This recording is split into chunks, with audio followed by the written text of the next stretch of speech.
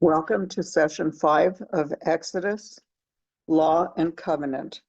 This is the first of a two-part lesson for Law and Covenant. We will conclude next week.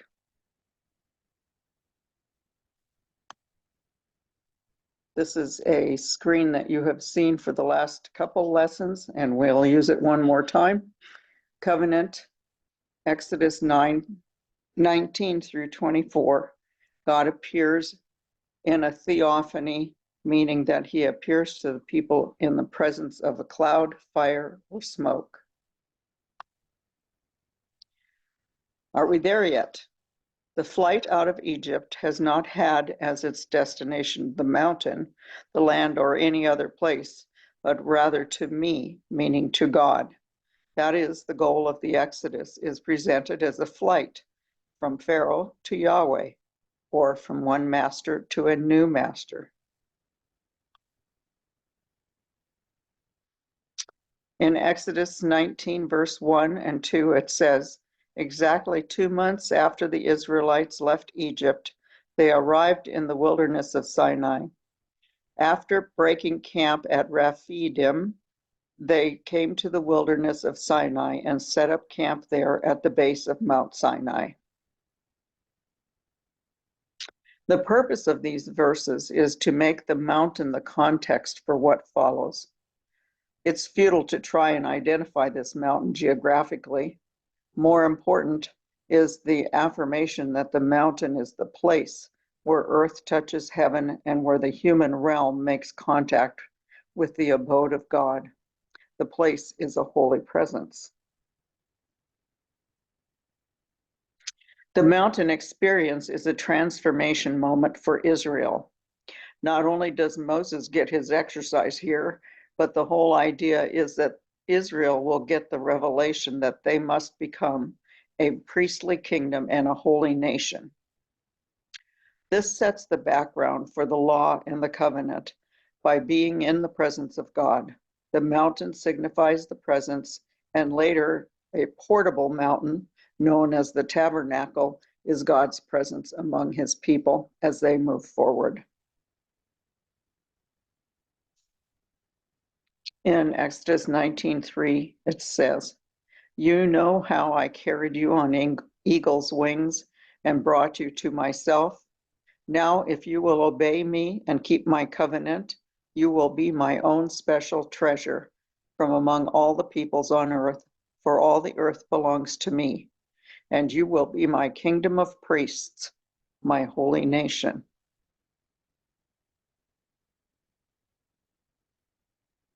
Mark off a boundary all around the mountain. Warn the people. Be careful, do not go up on the mountain or even touch its boundaries. Anyone who touches the mountain will certainly be put to death. No hand may touch the person or animal that crosses the boundary. Instead, stone them or shoot them with arrows. They must be put to death. However, when the ram's horn sounds a long blast, then the people may go up on the mountain. I would think we'd want a definite boundary marked with some stones or something to show us where exactly this boundary is. It's all about the location. As harsh as the boundary lines sound, this is the way God invites the people into his presence.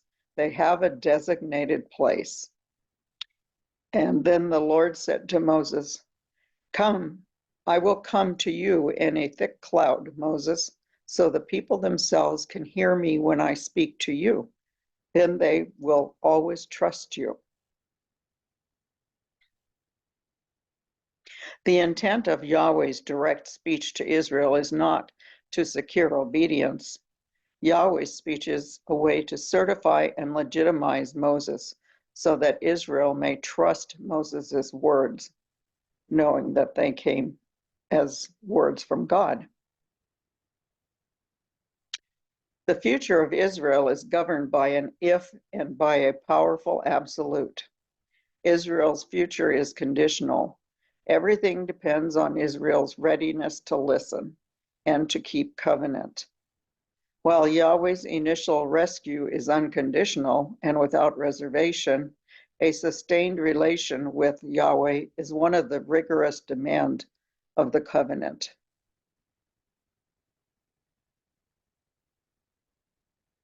There's a New Testament connection we can make here as well. In 1 Peter chapter 2, verse 9, Peter writes to a group of Gentiles who are new Christians. And he says, "For you are a chosen people. You are royal priests, a holy nation, God's very own possession. As a result, you can show others the goodness of God, for he called you out of darkness into wonderful light." You can see a good comparison to the Exodus model.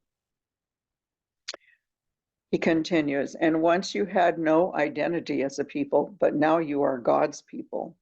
Once you received no mercy, and now you have received God's mercy. Dear friends, I warn you as temporary residents and foreigners to keep away from worldly desires that wage war against your very souls. Be careful to live properly among your unbelieving neighbors."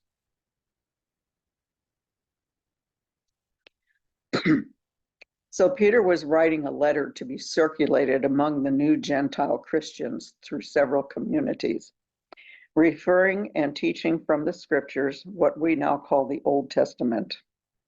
Using the Exodus language, he compared the Christians living spread out in places among non-Christians to the Babylonian exile when the Israelites were spread out and living within non-Jewish communities. Look at this timeline again. We've shown this a few times and we'll probably see it again next week. We are wanting to look at the kind of blue to dark blue area right here. This would be your Middle East cultures in ancient times. So as we look at them, we see that we are right about here in the dynastic Egyptian time. Here's Ramses II, who is often associated with the Exodus events. So we're right in this area. We're also existing alongside the Egyptians are the Babylonians, the Assyrians, and other assorted Canaanites, which means all the various different tribes living throughout the land known as Canaan.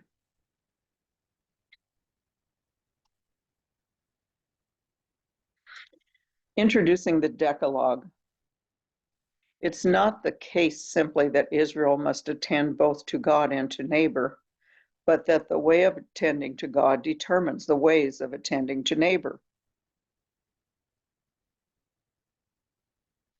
It's precisely the worship of the God of the Exodus that provides the elemental insistence and passionate imagination to reshape human relations in healing and liberating ways. The commandments are meant to sustain a healthy relationship in family and community. So I'm going to show you this video in its entirety this time because it explains so much better than I can the background for the Decalogue, also known as the Ten Commandments to us, and how they came about, and also how the original Hebrew intent was for the meaning of each one. So I hope you enjoy the video.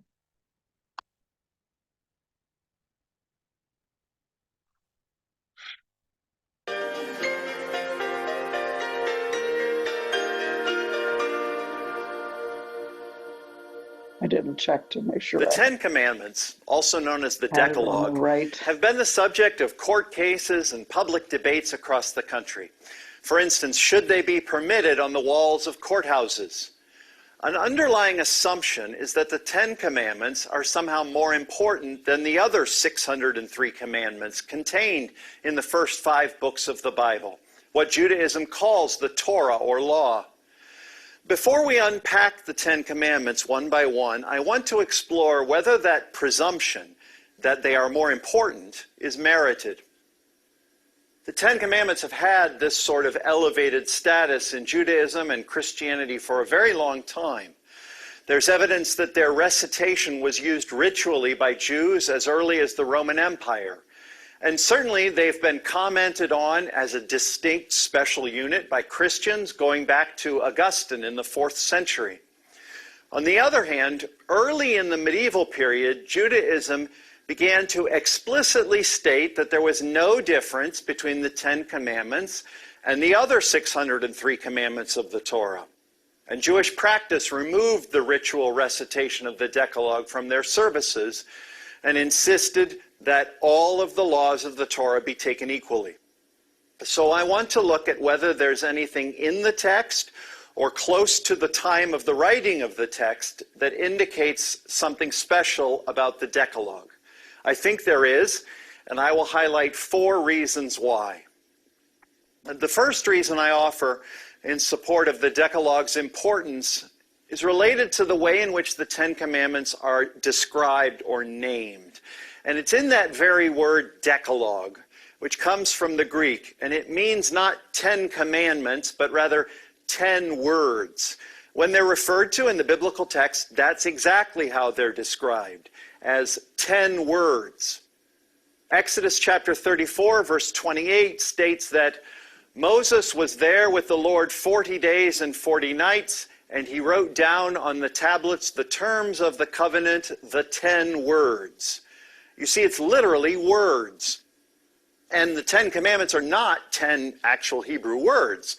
So there's something about these commandments that's different from the other commandments. None of the others are ever referred to as words. Second, in Exodus 31, verse 18, we see, when the Lord had finished speaking with Moses on Mount Sinai, he gave Moses the 2 tablets of the pact, stone tablets inscribed with the finger of God. The Israelites didn't literally think God had a finger, so this is a metaphor. Finger of God is used elsewhere in the Exodus story to describe God's power against the Pharaoh. The finger of God is against the Pharaoh. It suggests that all the miracles of the plagues and God's power against him. So the Israelites were saying that unlike the other commandments, which were written down by Moses, this commandment set was, metaphorically speaking, inscribed by God. In other words, it was something directly divine in a way that the other commandments were not.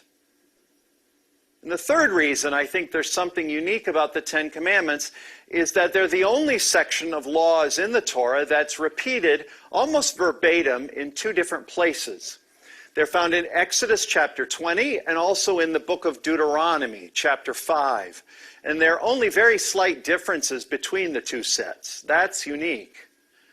And a final reason that I think there's something special about the 10 Commandments is that we know they circulated independently of copies of the book of Exodus. In other words, we have a text called the Nash Papyrus, which is a copy of the 10 Commandments on their own. Or rather, it's the 10 Commandments plus Deuteronomy 6, the prayer called the Shema in Judaism. The Nash Papyrus is from about the 2nd century BCE, and it was found in Egypt. It's not a fragment of the Bible. It's a complete text that contains the Shema plus the 10 Commandments. So already by the 100s BCE, people considered the 10 Commandments to be something different from the rest of the laws. Let's look at Exodus chapter 20.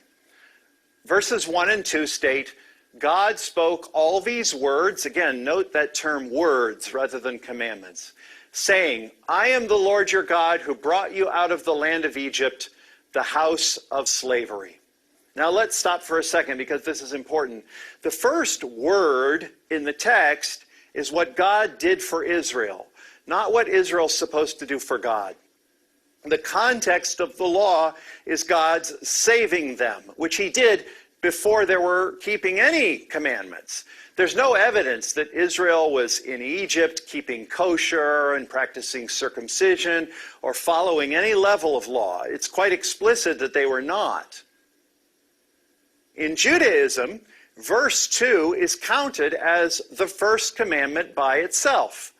I am the Lord your God who brought you out of the land of Egypt, the house of slavery.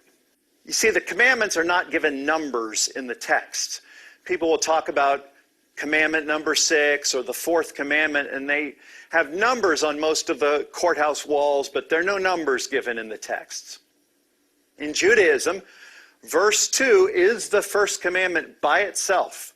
I am the Lord your God who brought you out of the land of Egypt, the house of bondage. So you might say, how can that be a commandment? It doesn't command anything. And the answer is it actually commands everything. The great Jewish philosopher Maimonides said that's the first and foremost commandment. It lays down the fundamental of the fundamentals. If you understand I'm the Lord your God who brought you out of the land of Egypt, you will keep the other commandments without even having to read. But as a result, it throws off what we would generally think of as the numbering of the rest of the commandments. So verses 3, which is what most Christians see as the first commandment, all the way through verse 6 are considered commandment number 2 in Judaism. In other words, both the commandment about having no other gods before me and the commandment about having no graven image are considered as a single commandment number 2. And then it follows 3, 4, 5, etc. in order afterwards until it gets to verse 17, where all of the commandments about coveting this or that are together the 10th commandment. When I read, I am the Lord your God who brought you out of the land of Egypt, all the yous and yours in the Decalogue are plural. Most languages of the world other than English have a singular you and a plural you. And you have to think of this as the singular you. In other words, it's not, I'm the Lord your God who brought y'all out of the land of Egypt. This is important because it means that the commandments are directed to individuals. So every Israelite is responsible to fulfill the law. But the consequences for not fulfilling it are experienced by the entire community. And the entire community bears responsibility for each individual's keeping of the law. So let's go through the commandments now using the Christian numbering. First, you shall have no other gods before me. And it's probably better to translate it as you shall have no other gods besides me. Because with before me, you could think it's okay to have other gods after me. But the before is a literal physical before. It means in front of me. You shall have no other gods in my face. It doesn't have anything to do with ranking. It has to do with God not wanting to see you have any other deity. And this leads right into the next commandment. You shall not make for yourself an idol or a likeness of anything in the heavens above or the earth below. You shall not bow down before them or serve them, for I, the Lord your God, am a jealous God. And when God says, I'm the jealous God, jealous is a term arising from the context of human relationships. It's a word you would use to describe a jealous lover, which is an image used to describe God's relationship with Israel throughout the Old Testament. Verse 7 states, you shall not invoke the name of the Lord your God in vain. And this is one of those terms that we don't use anywhere but in the Bible. Take the name of the Lord in vain. And it does not primarily refer to cussing. It means a number of different things. The rabbis focused on taking oaths, but that's just one manifestation of what the issue is. In vain means without success. I tried to make the three-point shot, but it was in vain. So when God says, you shall not invoke the name of your God, and it says in the text the name Yahweh, in vain, it is a warning that it won't be in vain. You can't miss the shot. There's no possibility of invoking the name of God without something happening. You won't be able to do it in vain. Joy Davidman Lewis, who was the wife of C.S. Lewis, wrote a book called Smoke on the Mountain about the 10 Commandments. She says that this commandment is like putting a sign on the name Yahweh, danger high voltage. In that sense, it does include false oaths that are taken in God's name, because the person who makes an oath in God's name that is a lie is in effect saying, my words are as true as God is. The rabbis said it includes claiming divine or biblical authority for something that doesn't have it. This is a sort of divine identity theft, or as Joy Lewis says, when I speak, God agrees. But we also know that people tried to make magical use of the name Yahweh, the divine name. We have magical texts, some in Greek, some in Hebrew, from the city of Caesarea, for example, where you could use the name Yahweh for magical purposes.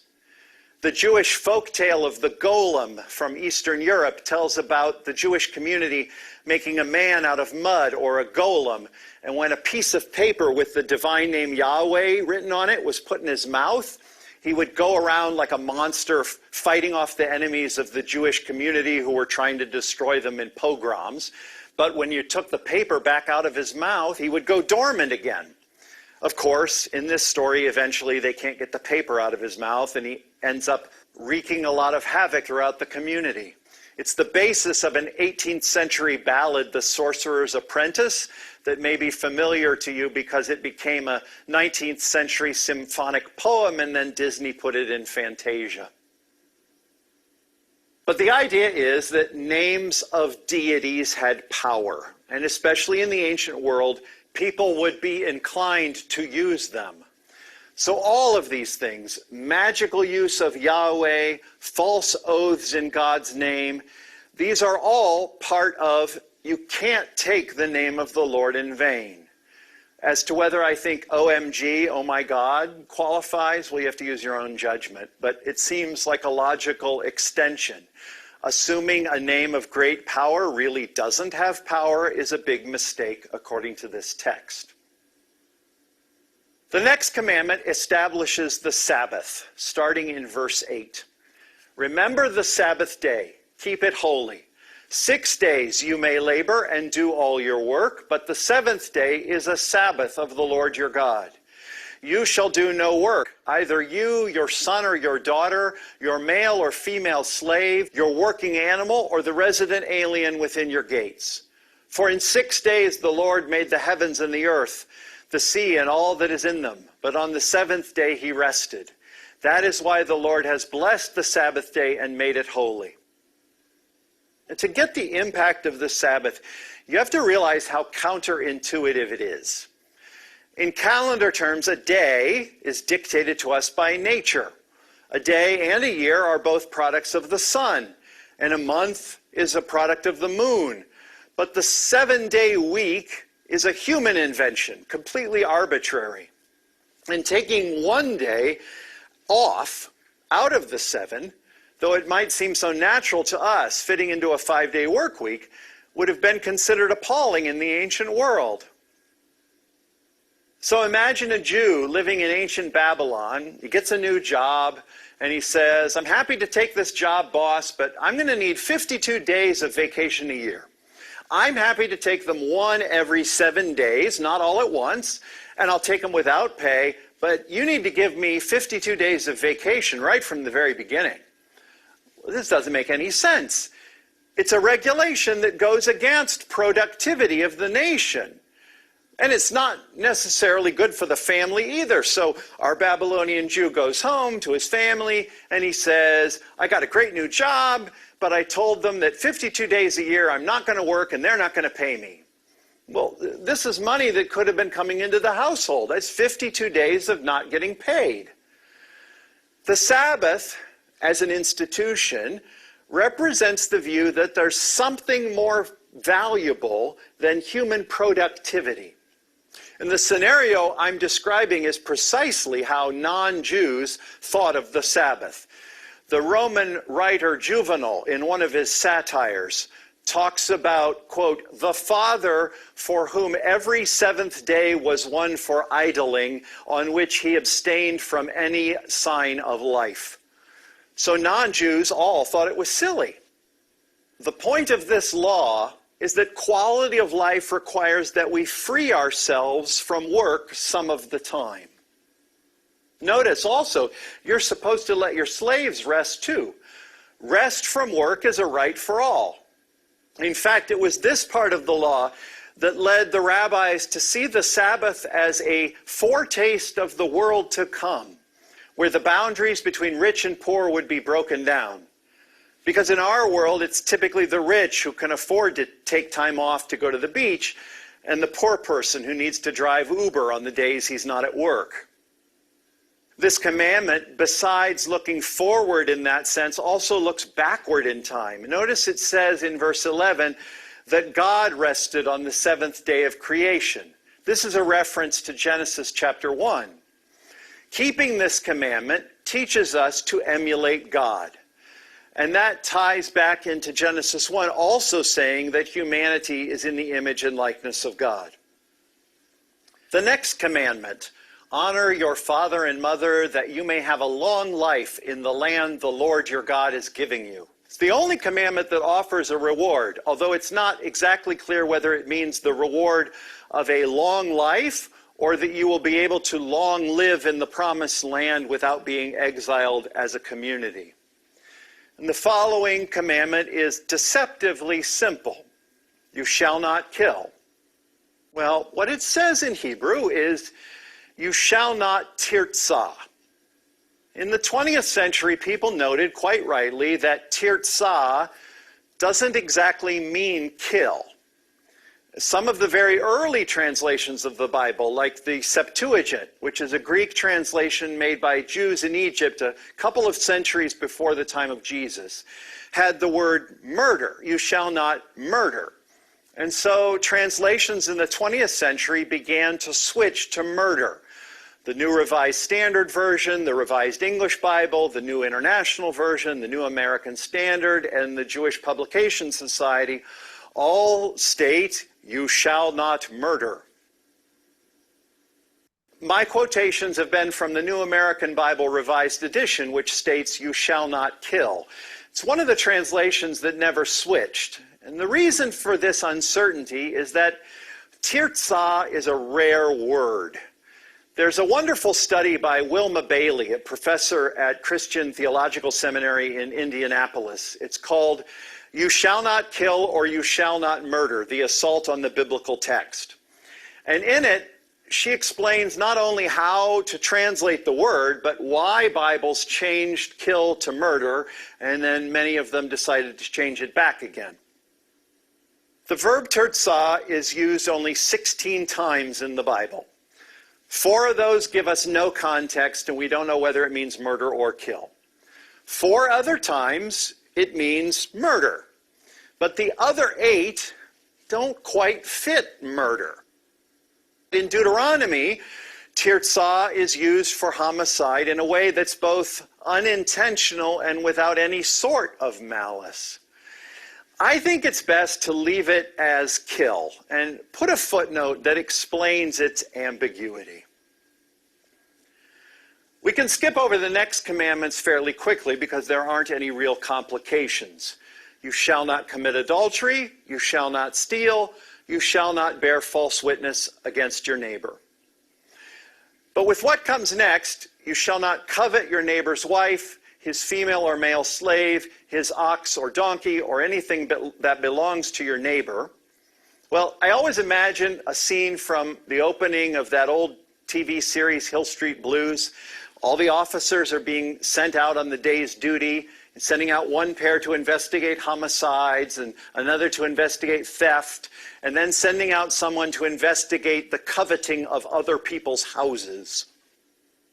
This is an unenforceable command. It's something that legislates a person's thoughts and feelings. It's a reminder that we're looking at a divine lawgiver and not simply at a penal code. The point of this is that a person should regard another's possessions as beyond his possibility of acquisition. If you think about it, that sort of brings us back to where we started. The first commandment is about the hearts and minds. Have no other gods before me. And while that could have been policed, you could find a person with a secret Baal altar in their house, it's ultimately about hearts and minds. And this last commandment is also about the hearts and minds. There's another structural element in verse 2 that provides the key to the entire text. I am the Lord your God who brought you out of the land of Egypt, out of the land of slavery. Not the land of culture and pyramids, but of slavery. And the word that's used here for slavery is avad, which can be translated and is translated a couple of different ways throughout this chapter. Anytime you see the word slavery or servant or slave or serve or worship, the word is avad in every case. And avad is used only in a negative sense in the Decalogue. Situations where liberty is denied. So, you are never told to serve God. You're only told not to serve other gods and images. Maybe part of the reason why the Decalogue is never called laws or commandments, only words, is that it isn't about laws to constrain, but words to guarantee freedom. And I think we can show the emphasis is on freedom.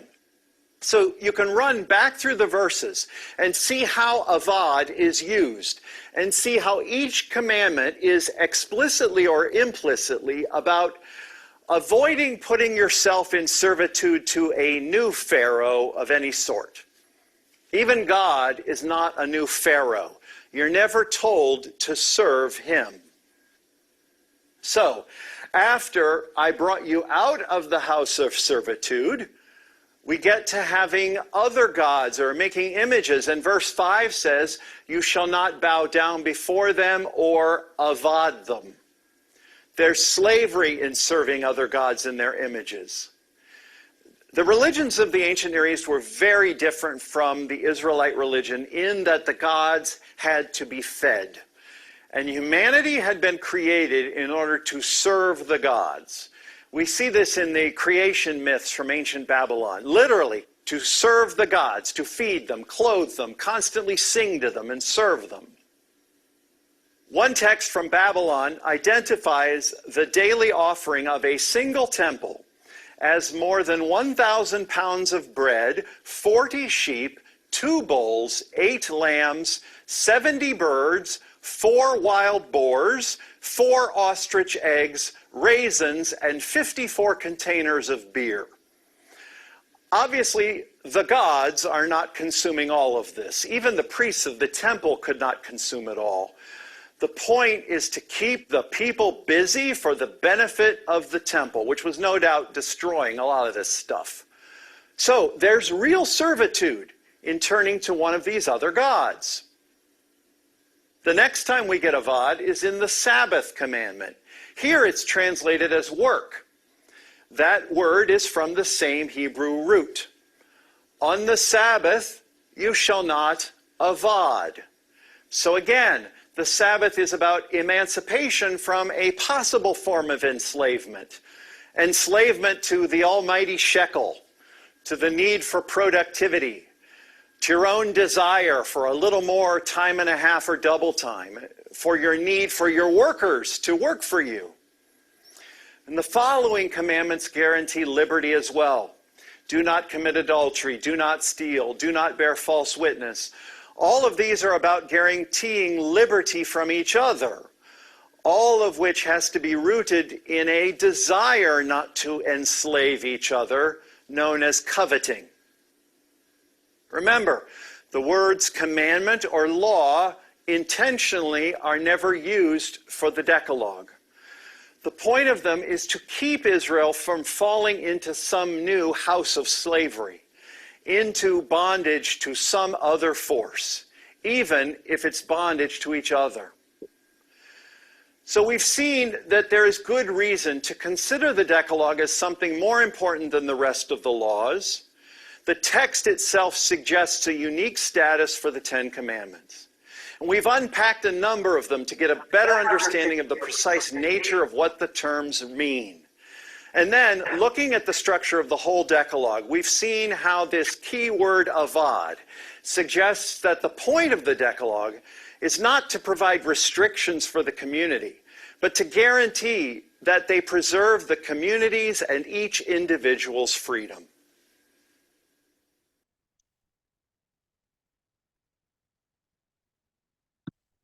Shall be secured in the form.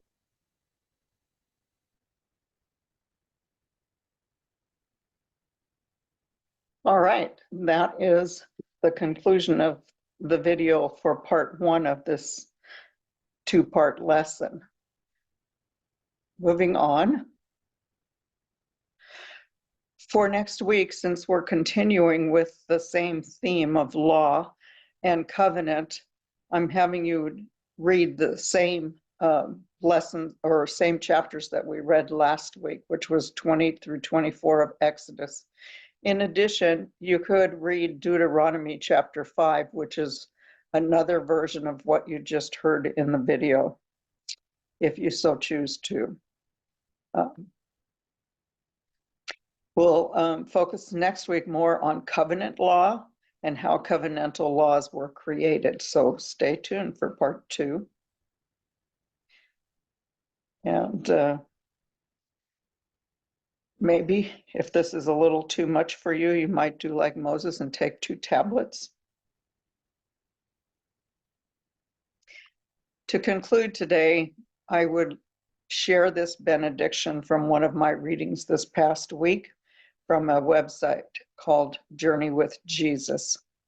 And this is a benediction by Claire, the mystic, the same one that we have been listening to with Pete in our weekly services.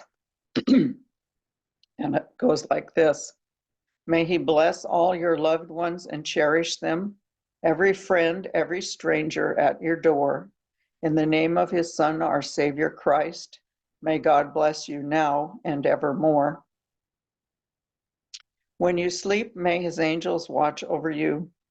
When you wake, may he fill you with his grace. May you love him and serve him all your days.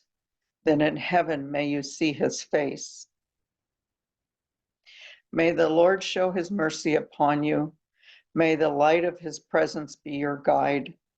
May he guard you and uphold you. May his spirit be ever by your side.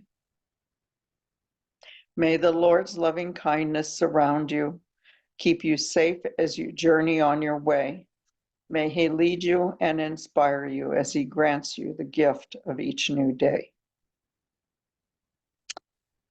Blessings to all my followers, and lesson 6 coming your way in a few days.